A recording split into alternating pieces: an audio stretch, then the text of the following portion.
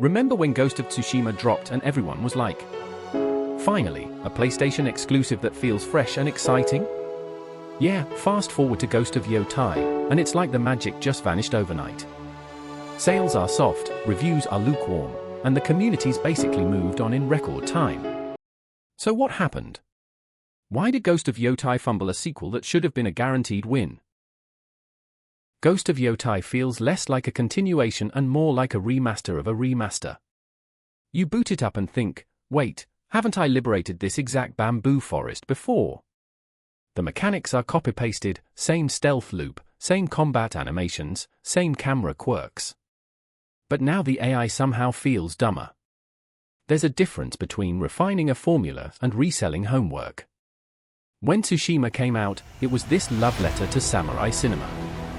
Yotei just feels like DLC someone accidentally priced at $70. And you can feel it in the numbers.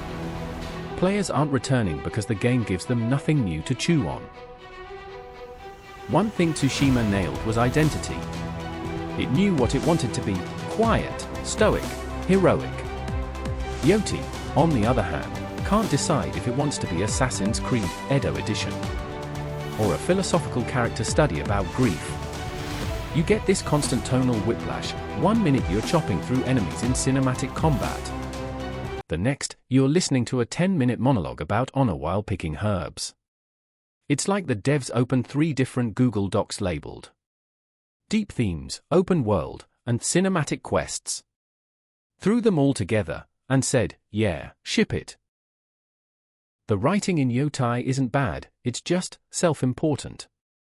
The first game's story was simple, one man torn between duty and survival. Here, it's drenched in melodrama and predictable twists.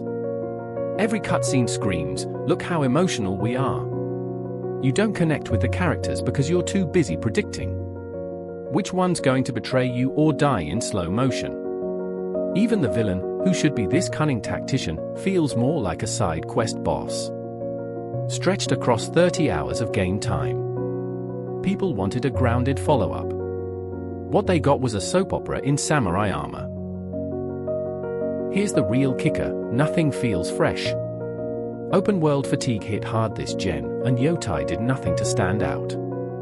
Climb towers, clear camps, collect fox spirits, rinse, repeat. The combat system that once felt tight now feels floaty. And new mechanics like focus duels sound cool on paper but end up being quick-time events in disguise. It's like the devs saw the success of Elden Ring and said, nah, let's keep doing checklists. Let's talk about hype. Tsushima's trailers were all about fantasy.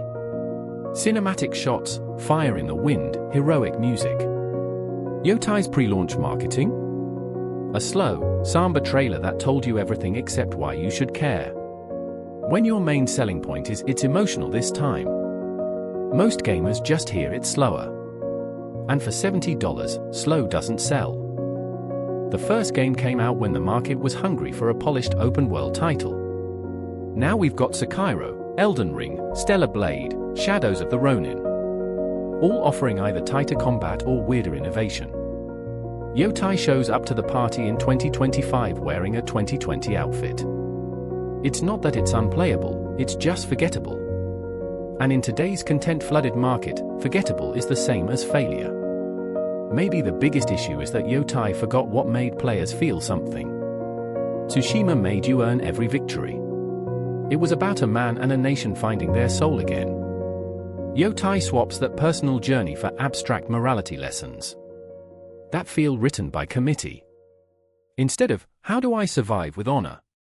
It's, let's have another flashback sequence explaining trauma number 47. Players don't cry because the story's sad. They cry because they're tired of holding the sprint button through another fetch quest. Imagine if the sequel explored how the legend of the ghost spread. Rival samurai imitating Jin, new factions rising. Maybe the myth becoming more dangerous than the man. That's a story. That's momentum. Instead, we got a retread wrapped in prestige graphics. Gorgeous, sure, but hollow.